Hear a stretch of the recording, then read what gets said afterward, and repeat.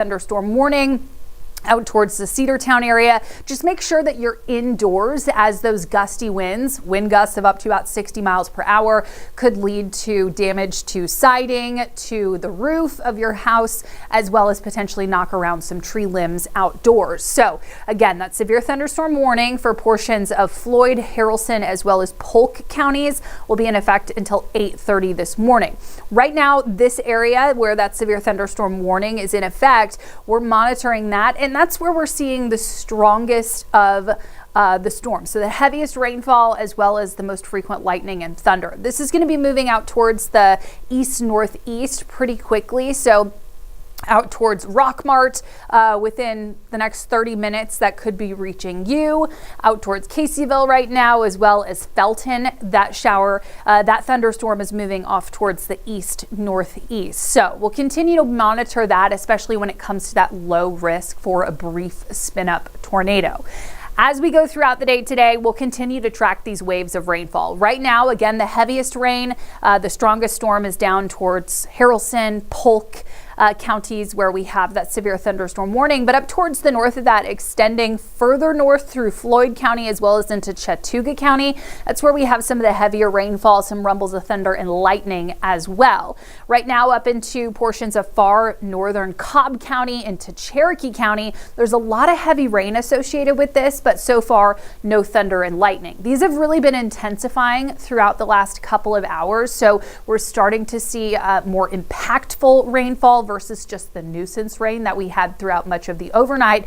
And now is when that risk for some severe weather really starts to kick in. So we're tracking all of this activity out towards the west. Notice most of it up until this point has been through Alabama and then even further west into Mississippi, where a number of these storms are producing very frequent lightning as well as gusty winds. This red polygon right here also indicates a tornado watch that remains in effect until 11 a.m. for portions of our area, and that tornado watch extends through Alabama and into Mississippi, where a little boundary is making the environment a bit more conducive for rotation. So because of that, we have to be on the lookout for those brief spin-up tornadoes. Satellite radar shows you all that activity all along our cold front. So this front is acting as the lift, the instability we need to really get these storms going. As this cold front comes through during the morning, it will push all the rain down towards the southeast. So we'll watch as showers and storms kind of shift southward,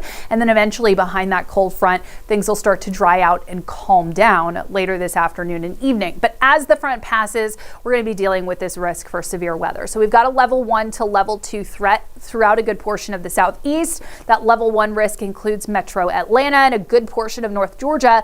And then that level 2 threat extends into West Georgia, really through, that's far southern Floyd County, all the way down through Troup and Meriwether County and far west Georgia. So that's where we have a slightly higher risk for, yes, severe weather, but also a little bit more prevalent risk for that tornado threat. All that said, though, our tornado threat is very low, but it's not zero. When it comes to the type of severe weather, we're really anticipating heavy rainfall, of course, is a possibility. We've already seen pockets of heavy rainfall, and then some gustier winds associated with some of these storms are going to be possible as well. I mentioned that tornado watch. It is in effect through 11 o'clock this morning as you get closer to the Alabama-Georgia state line. So it includes Cleburne as well as Randolph counties in Alabama, and then stretches from Chattooga and Floyd counties down through Haralson, Heard County into Heard County as well. That's where it ends. So this tornado watch in effect until 11 o'clock this morning.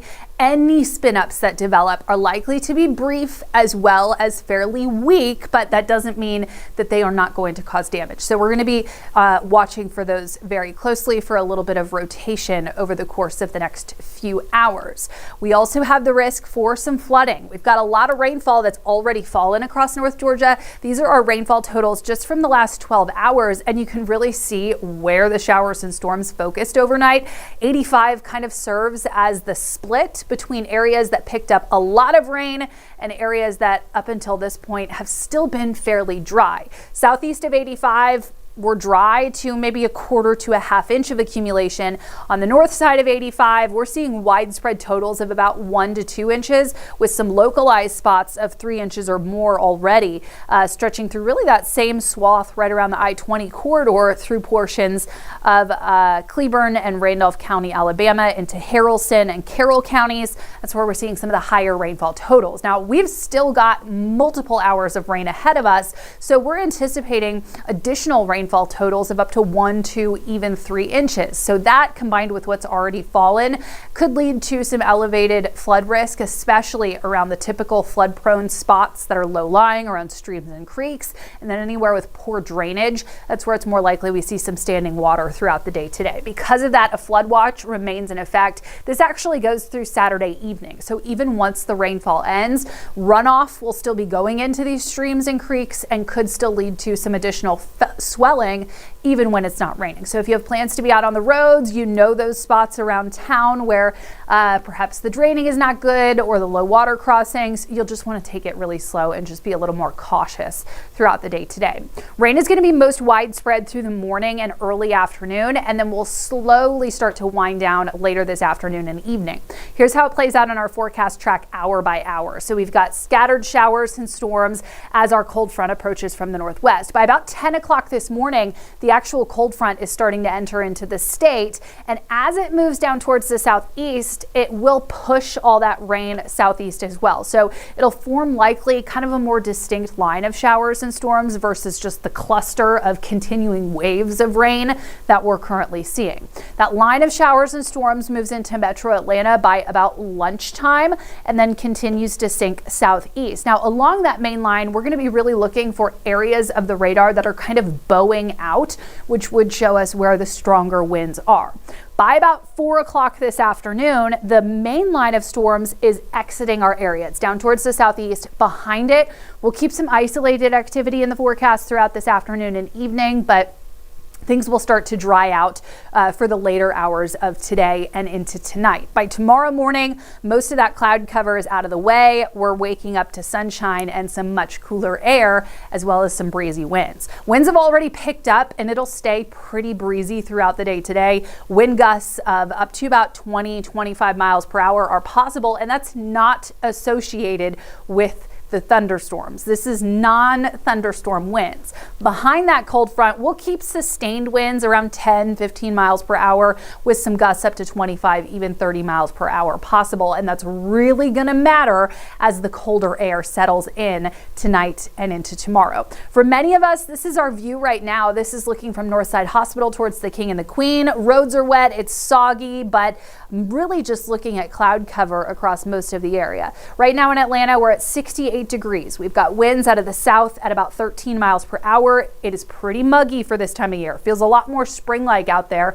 That's why our environment's a little bit more conducive for these stronger storms. The mild air gets pushed out of the way by our incoming cold front as colder air sinks across the southeast. So that cold air starts to move in tonight and into tomorrow, and it has pretty big impacts to our temperatures. Highs today will still manage to get up to near 70 degrees. We're not all that far from that right now. So we'll stay feeling like how it is right now throughout about 1-2 o'clock this afternoon, and then temperatures will start to fall behind that cold front. By tomorrow morning, we're down into the 30s and low 40s, and some spots up into far north Georgia will even get down to below freezing. While we'll stay above freezing in Atlanta tonight, we're into the 20s by Monday morning, and we'll hang on to that cold air throughout the entire week. In fact, high temperatures only get up into the mid to upper 50s, but we have a lot more sun in the forecast. So sun returns by tomorrow and is here to stay for the start of the week. Again, we have that weather impact alert in effect today as we monitor that risk for